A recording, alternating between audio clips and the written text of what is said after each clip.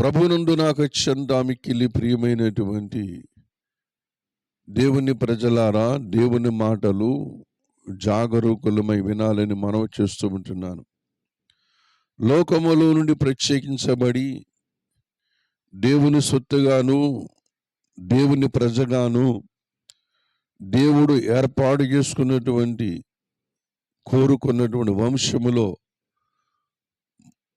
వంశావళిలోనికి పిలువబడినటువంటి దేవుని ప్రజలారా, దేవుడు మనతో మాట్లాడుతున్న ప్రతి మాటను కూడా చాలా జాగ్రత్తగా విని వాటిని హృదయములో భద్రపరుచుకొని దేవుని యొక్క మహారక్షణ సంకల్పములో మనమందరము కూడా పరిపూర్ణులమై, సంపూర్ణులమై, దేవునికి ఇష్టలమై మన దినదినము సాగిపోవాలని మనము చేస్తూ ఉంటున్నాను.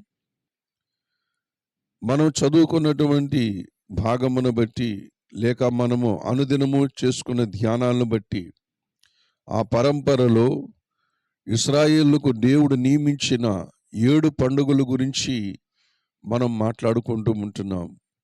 7 పండుగలలో మొట్టమొదటి పండుగ పస్కా పండుగ, రెండవ పండుగ పులియని రొట్టెల పండుగ అని పండుగల గురించి గత దినమందు కొన్ని విషయాలు మనం నేర్చుకున్నాం. దేవుడు బయలుపరిచాడు.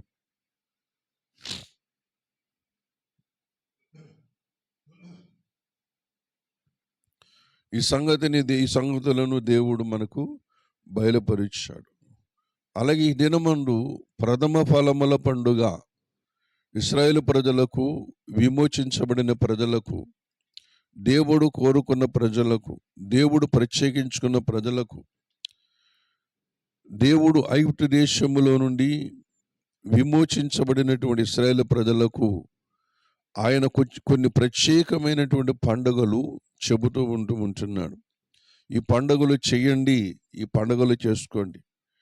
పండగ అంటేనే సంతోషం, పండగ అంటేనే ఒక కొత్త దినం, పండగ అంటేనే మరి సమాజం అంతా కూడా ఒక పండగ వాతావరణంలోనికి, ఒక సంతోషకరమైన వాతావరణంలోనికి వెళ్ళిపోతూ ఉంటారు. కనుక పండగలనేవి కూడా దేవుని యందు ఆనందించడానికి, దేవుని కృప యందు ఆనందించడానికి ఇవ్వబడుతూ ఉంటున్నాయి. కానీ ఏ పండగ అయినా,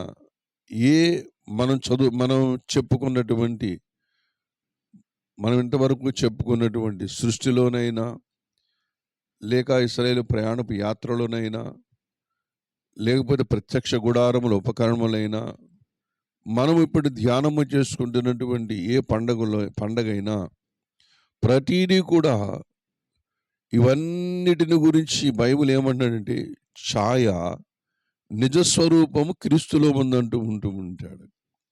ఇవన్నీ కూడా ఛాయనండి. ఇవన్నీ కూడా క్రీస్తుని చూపిస్తున్నాయి, రక్షకుని చూపిస్తూ ఉన్నాయి. ఆ రక్షకుని ద్వారా మనము పొందుకోవలసింది రక్షణ, మనం పొందుకోవలసింది పాపక్షమాపణ, మనం పొందుకోవలసినది సమాధానం. ఆ దేవుణ్ణి మనం స్తుతిస్తూ, దేవుణ్ణి ఆరాధన చేస్తూ, మనలను మనము మరి కడుగుకుంటూ, శుద్ధి చేసుకుంటూ, శుద్ధ జలముల దగ్గరకు వచ్చి కడుక్కుంటూ, శుద్ధి చేసుకుంటూ, మనము పరిపూర్ణ స్థితిలోనికి, పరిశుద్ధతలోనికి, నీతిలోనికి, దేవుని యొక్క ఉన్నతమైనటువంటి యథార్థతలోనికి, సత్యములోనికి మనము ఆ లోకములోనికి ప్రవేశించాలని ఈ మాటలన్నీ కూడా తెలియజేస్తూ ఉంటున్నాను. ఆఖరికి భూమి మీద మనమందరం కూడా పరిశుద్ధపరచబడి, నమ్మి బాప్తిసం పొందిన ప్రతి ఒక్కరూ కూడా పరిశుద్ధపరచబడి, స్వభావ రీత్యా పరిశుద్ధపరచబడి, ప్రవర్తన రీత్యా పరిశుద్ధపరచబడి, ఆలోచన రీత్యా పరిశుద్ధపరచబడి, పాప పంకిలమైన శరీరములో నుండి ఆ అపవిత్రతంతా తీసిపారవేసి నూతన పరచబడినటువంటి వారమై మనము పరలోక రాజ్యములో అడుగు పెట్టాలి, దేవుని రాజ్యములో అడుగు పెట్టాలి. ఆ పరలోకపు గవిని ఆవలకు, గవిని లోపలికి మనం ప్రవేశించాలి అనే మాటను మీకు జ్ఞాపకం చేస్తూ ఉంటున్నాను. ఇవన్నీ ఛాయగా కనబడుతున్న ఈ ఛాయ మనము నిజమైన వెలుగు దగ్గరకు నడిపిస్తూ ఉంటుంది. కాబట్టి సంతోషమైన పండుగలు కూడా మన రక్షణలో ఎంతో మరి దోహదపడుతూ ఉంటాయి. ఇవన్నీ యేసు ప్రభుని చూపిస్తూ ఉంటున్నాయి. ఈ సంగతి మనము మర్చిపోకూడదు. కొలస్సీ రాసిన పత్రిక 2వ అధ్యాయములో, కొలస్సీ రాసిన పత్రిక 2వ అధ్యాయము 17వ వచనం చదువుకున్నాను చూడండి. ఇక్కడ 16వ వచనం 17వ వచనం కూడా చదువుకుందాం. కాబట్టి అన్నపానముల విషయములోనైనను, పండుగ, అమావాస్య, విశ్రాంతి దినము అనువాటి విషయములోనైనను మీకు తీర్పు తీర్చనివ్వనికి అవకాశం ఇయ్యకుడి. ఇవి రాబో వాటి ఛాయయే గాని నిజస్వరూపము క్రీస్తులో ఉన్నది అంటూ ఉంటున్నాడు అపోస్తలుడైన పౌలు. ధర్మశాస్త్రమును పఠించినటువంటి పౌలు, దేవుని దర్శనం పొందుకొని క్రీస్తుని వెంబడిస్తున్నటువంటి పౌలు, ధర్మశాస్త్రము రాయబడినటువంటి ఏ అనుభవం అయినా సరే, మనము ధ్యానం చేసుకున్నటువంటి ఈ సృష్టిలో 7 అనుభవాలు కానీ, అలాగే అరణ్యయాత్రలో ఉన్నటువంటి 7 అనుభవాలు కానీ, ప్రత్యక్ష గుడారములో ఉన్నటువంటి 7 ఉపకరణాలు కానీ, అలాగే పండుగల్లో ఉన్నటువంటి ఈ యొక్క 7 అనుభవాలు కూడా ప్రభునందు ప్రియమైనటువంటి ఇవన్నీ ఛాయను చెబుతూ ఉంటున్నాడు. నిజస్వరూపము క్రీస్తులో ఉందని చెబుతూ ఉంటున్నాడు. ఛాయ, నీడను పట్టుకొని మనం ప్రయాణం చేసినట్లయితే ఒకానొక దినానికి మనం ఎక్కడ చేరుకుంటామంటే నిజస్వరూపమైన క్రీస్తు దగ్గరికి చేరుకుంటూ ఉంటాం. అక్కడ ఆ నీడకు కారణమైనటువంటి వారిని మనం చూడగలుగుతూ ఉంటాం. కాబట్టి మనమందరము కూడా ఈ విషయాల్లో, దీనిలో ఉన్నటువంటి ఆవల ఉన్న విషయాల్లో క్రీస్తు కనబడుతూ ఉంటున్నాడు. రక్షకుడు కనబడుతూ ఉంటున్నాడు. అందుకని బైబిల్ గ్రంథం చెబుతూ ఉంటాడు ధర్మశాస్త్రము గురించి. ధర్మశాస్త్రము మనకు బాల శిక్షకుడు ఆయను అంటూ ఉంటాడు. ధర్మశాస్త్రము కూడా క్రీస్తు ప్రభుని చూపిస్తూ ఉంటున్నది. బాల శిక్షకుడు అంటే మనకి దారి చూపిస్తూ ఉంటున్నాడు. దేనికి దారి? నీ విమోచనకు దారి చూపిస్తూ ఉంటున్నాడు. నిన్ను విమోచించలేడు ధర్మశాస్త్రం. ధర్మశాస్త్రం ఏ మనుషుని నీతిమంతునిగా తీర్చలేడు, దేవుని దగ్గర నిలబెట్టలేడు. కానీ ధర్మశాస్త్రం అని కొట్టేద్దామా? అట్లా అనరాదంటూ ఉంటాడు. ధర్మశాస్త్రము ప్రభునందు ప్రియమైన వాళ్ళరా దేవుణ్ణి చూపిస్తూ ఉంటున్నది. బాలశిక్షకుడు అంటే దేవుని, నిజమైన దేవుణ్ణి చూపిస్తూ ఉంటే మనకి జ్ఞానము చెబుతూ ఉంటుంది.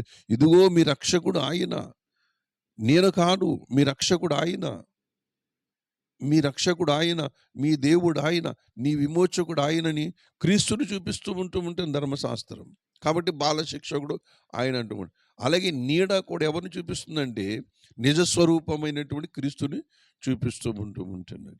అంటే ధర్మశాస్త్రం రాయబడిన ప్రతీది కూడా, ప్రతి సందర్భము కూడా దేవుని బిడ్డలారా యేసు ప్రభుని సూచిస్తూ ఉంటున్నాయి. కాబట్టి పండగలు కూడా చాలా విలువైనటువంటివి. ఎందుకు విలువైనవి? అవి క్రీస్తులో నెరవేరిని గనక, క్రీస్తు ప్రభువులు నెరవేరిని గనక, క్రీస్తు ప్రభువుని మనకు పరిచయం చేస్తున్నాయి గనక అవి మన జీవితంలో చాలా విలువైనవి అనే మాట మనం మర్చిపోకూడదు. ఇది ప్రథమ ఫలముల పండుగ అంటున్నాడు. ప్రథమ ఫలముల పండుగ అంటే మనము లోకరీతిగా మనం చూసినట్లయితే సంవత్సరానికి ఒక పంట వస్తుంది మనకి. పూర్వకాలములో ఇప్పుడు పండించినట్టుగా పండించలేకపోయేవారు.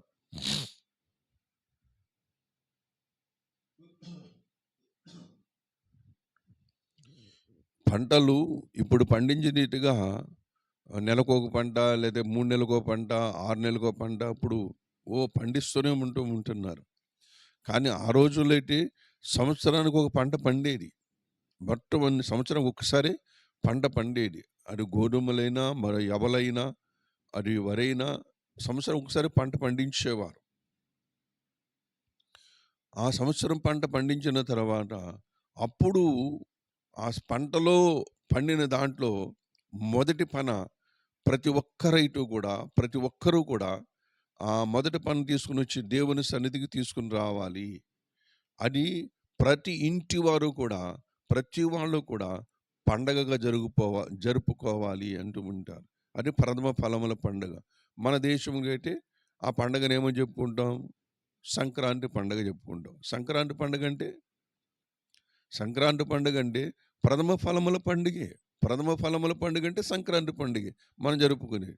అంటే మన చేలోని పైరు, మన కష్టానికి ఫలితం ఇంటికి వచ్చినప్పుడు ప్రభును మందులు మొట్టమొదటి పనిని తీసుకుని వచ్చి దేవుని సన్నిధిలో పెడుతూ ఉంటారు.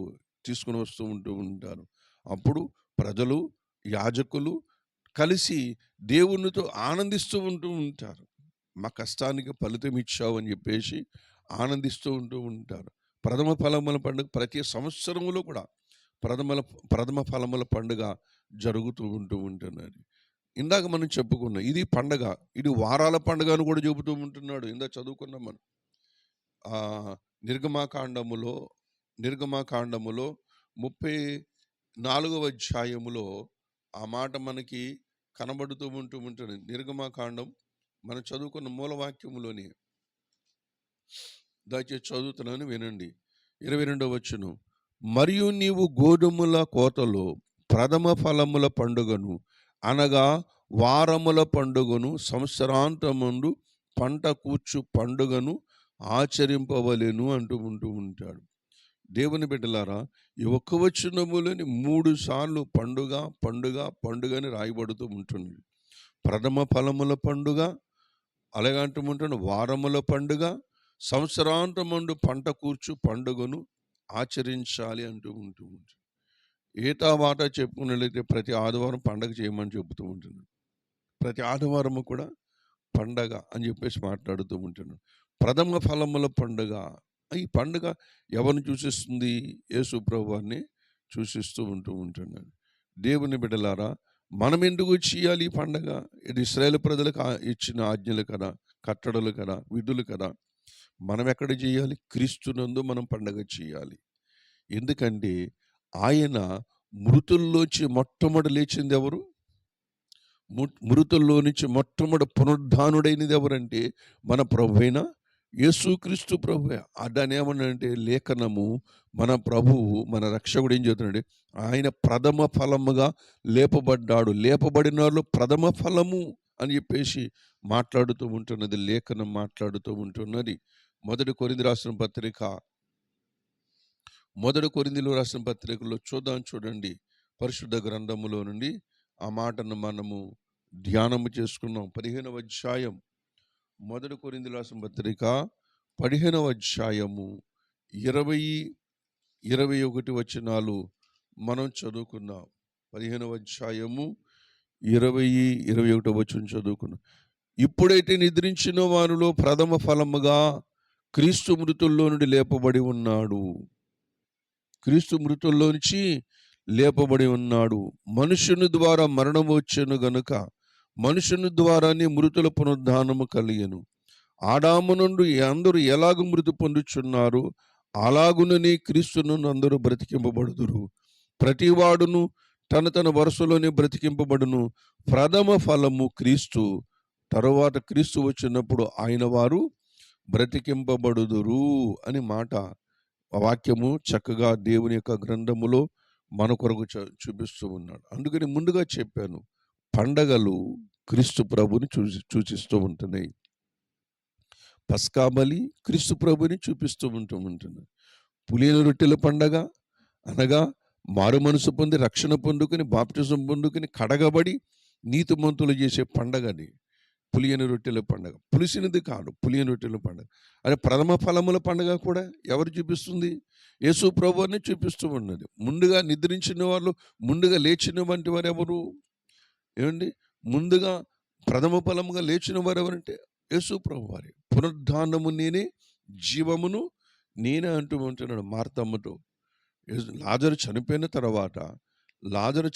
తర్వాత యేసు ప్రభు వారు లాజరును లేపడానికి వెళుతున్నటువంటి సమయంలో మార్త అడ్డుగా వచ్చి అంటూ ఉంటుంది, ప్రభువా, తమ్ముడు చనిపోయి 4 రోజులు అయింది, మరి ఇప్పటికే కంపు కొడతాడు, మరి పునరుద్ధానం ముందు లేస్తాడని నాకు తెలుసు అని మార్త యేసు ప్రభుని నివారింప చూస్తూ ఉంటుంది, అడుగుతూ ఉంటున్నది, వెళ్ళొద్దని చెప్పేసి అన్నట్టుగా మాట్లాడుతూ ఉంటున్నది. అప్పుడు యేసు ప్రభు అన్న మాట ఏంటంటే, మార్త, పునరుద్ధానమును జీవమును నేనే ఉంటున్నాడు. పునరుద్ధానము నేనే, జీవము కూడా నేనే అని చెబుతూ ఉంటున్నాడు. ప్రభునందు ప్రియమైన వాళ్ళరా, కాబట్టి దేవుడు మొట్టమొదటగా లేపినటువంటి వాడు మన ప్రభు అయినటువంటి యేసుక్రీస్తు వారే. లాజర్ను అక్కడ బ్రతికించాడు. లాజర్ను పిలవంగానే సమాధిలో నుంచి ప్రేత వస్త్రములతో బయటకు వచ్చాడు. అప్పుడు యేసు ప్రభు అన్నారు, అతను కట్లు విప్పి పోనివ్వండి అని చెప్పేసి మాట్లాడుతూ ఉన్నాడు. యేసు ప్రభు వారు మొట్టమొదటిగా లేచిన వాడని బైబిల్ గ్రంథం, అనగా మరణమును ఓడించిన వాడని. నీకు అడ్డుగా ఉన్నటువంటి, దేవుని దగ్గరకు రాకుండా మనుషులకు అడ్డుగా ఉన్నటువంటి అపవాది, దేవుని దగ్గరికి, దేవుని యొక్క సత్య స్వరమును వినకుండగా, దేవుని యొక్క వాక్కును వినకుండగా, దేవుని సత్యమును గుర్తుపట్టకుండగా, దేవుని యొక్క వాక్యమును చూడకుండగా, యుగ సంబంధమైనటువంటి దేవత, మరి ఈ లోక సంబంధులందరికీ గురుడితనము కలుగు చేసినటువంటి దేవత, వారి యొక్క కార్యములన్నీ కూడా లయము చేయడానికి, వారి కార్యములన్నీ లయము చేయడానికి యేసు ప్రభువారు ఈ లోకమునకు వచ్చి మనకు గొప్ప విమోచన, విడుదల, రక్షణ కలిగిస్తూ ఉంటున్నాడు. కాబట్టి దీన్ని ఎలా చేయాలంటున్నాడు? పండగట చేయాలంటు, పండగగా, సంతోషంగా, మరి దేవుని సన్నిధానములో ఈ పండగ ప్రథమ ఫలముల పండగ దేవుడు నా కొరకు లేచాడు. ప్రతి ఆదివారం మనం గుర్తు చేసుకోవాల్సింది ఇదే. వారముల పండుగ అంటున్నాడు కూడా అక్కడ. వారముల పండుగ అంటున్నాడు, ప్రతి ఆదివారం కూడా వారముల పండుగ అంటున్నాడు. ప్రతి ఆదివారమును ఎలా చేయాలంట? పస్కా బలి పశువులుగా ప్రతి అది తరతరములకు కట్టడం చెబుతూ ఉంటున్నాడు. ఎలా చేయాలి? ప్రభునందు ప్రియమైనటువంటి వాళ్ళరా, వారముల పండుగ సంతోషంతో చేయాలి.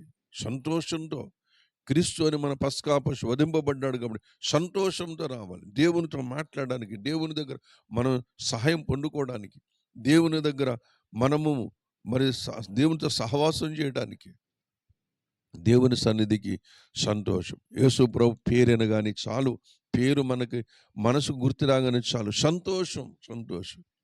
శ్రమలో ఉన్నవాడికి సంతోషం, కష్టాల్లో ఉన్నవాడికి సంతోషం, ప్రభును బాధల్లో ఉన్నవాడికి సంతోషం. ఎందుకంటే విడిపించగలిగినటువంటి వాడు, పాపము నుంచి విడిపించగలిగినటువంటి వాడు, రోగము నుంచి విడిపించగలిగినటువంటి వాడు, దుష్ట శక్తుల నుంచి విడిపించగలిగినటువంటి వాడు, బాధల నుంచి విడిపించగలిగినటువంటి వాడు, ప్రతి శోధన నుంచి విడిపించగలిగినటువంటి వాడు ఎవరు?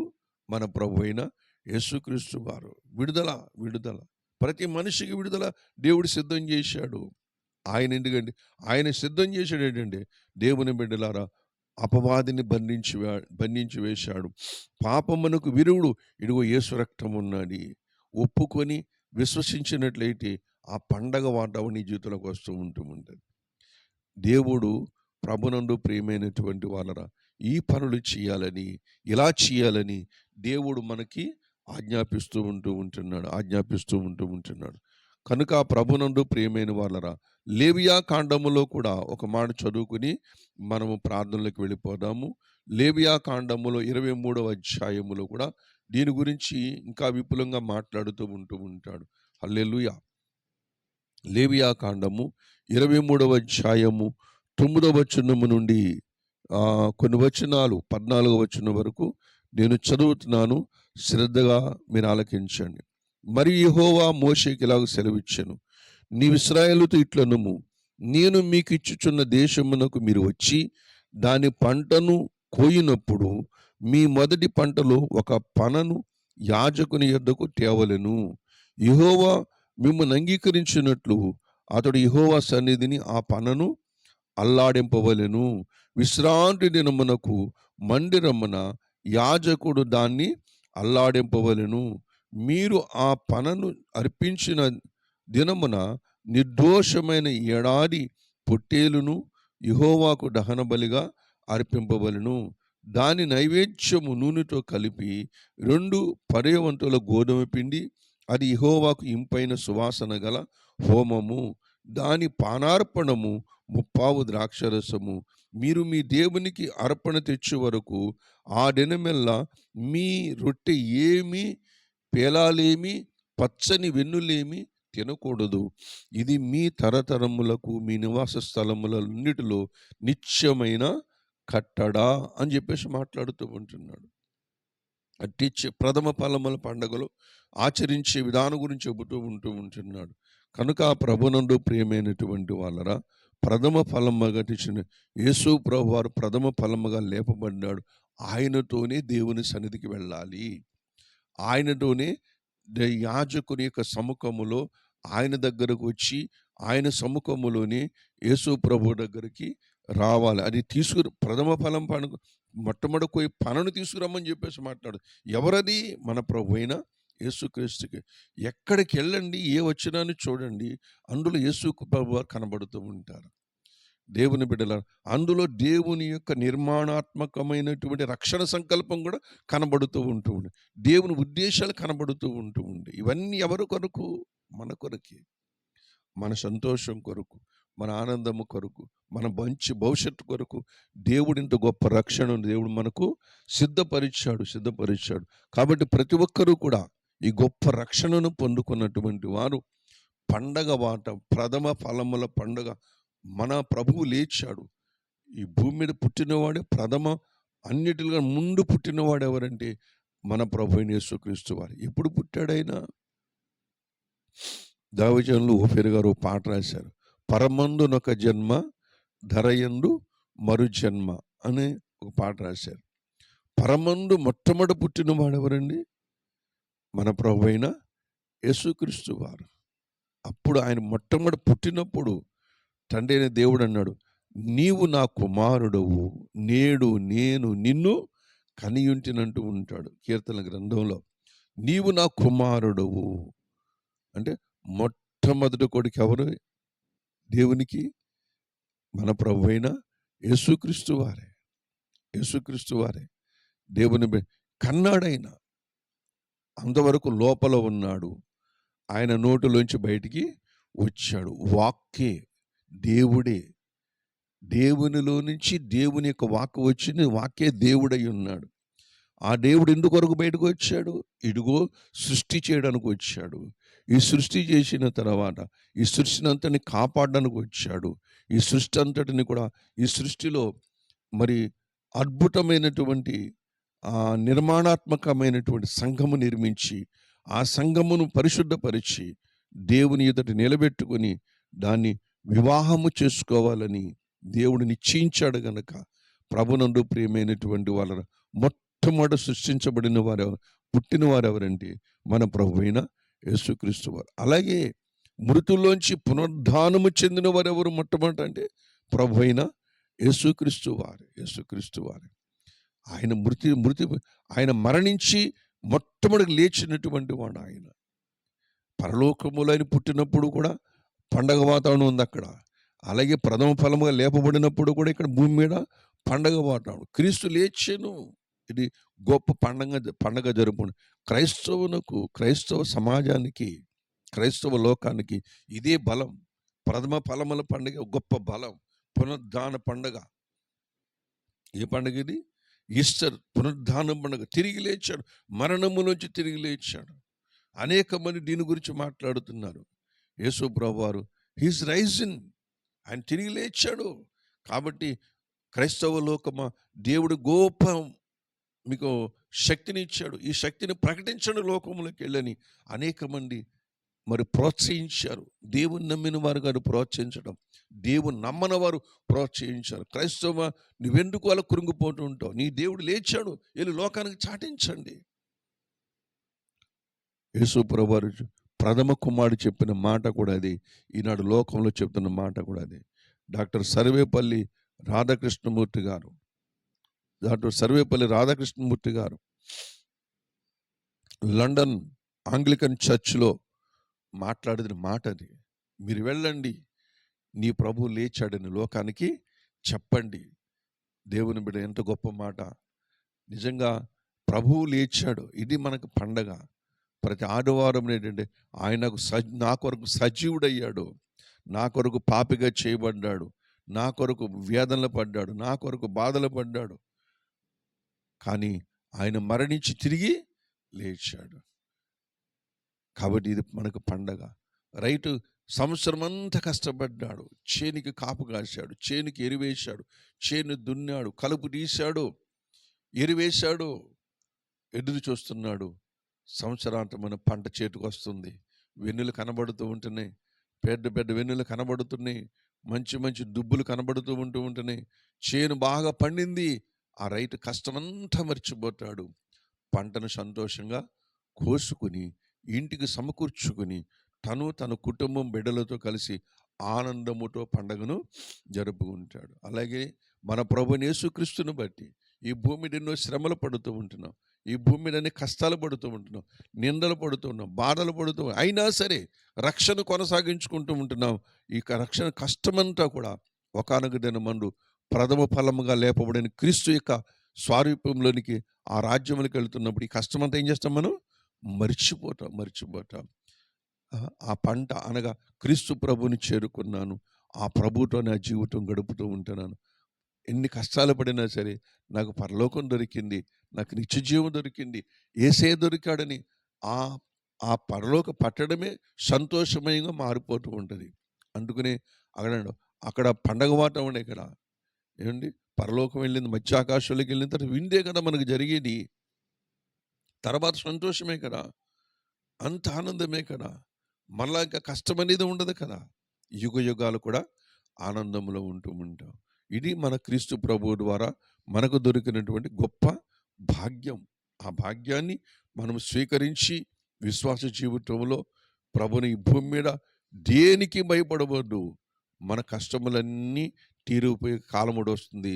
మన కన్నీటిలో ఉన్న కన్నీటిని మన కంటిలోంచి కారుతున్న ప్రతి కన్నీటి బాష్ప బిందువును దేవుడు తుడిచే కాలం వస్తూ ఉంటున్నది. నీకు సంపూర్ణమైన బహుమానం ఇచ్చే కాలము వస్తూ ఉంటున్నది. అదే ప్రథమ ఫలముల పండుగ. ఆ పండుగలో మనమందరము కూడా పాలు పంపులు పొందాలండి, మారుమనసు పొందాలి, రక్షణ పొందుకోవాలి, బాప్టిజం పొందుకోవాలి. దేవుని అడుగుజాడల్లో నడుచుకున్న వారికి ఈ ప్రథమ ఫలముల పండుగ ఆశీర్వాదములు ప్రతి కుటుంబం మీదకి వస్తూ ఉంటాయి. అలాగే ఈ ఆశీర్వాదములు మీకు, మీ కుటుంబానికి, మీ బిడ్డలకు, మీ సమాజములకు అందరికీ కలిగి ఉండునుగాక. దేవునికి స్తోత్రం. దేవుడి మాటలు మన వినికిడిలో దీవించునుగాక. ప్రార్థన చేసుకుందాం. దయచేసి తల్ల వంచండి అందరూ కూడా.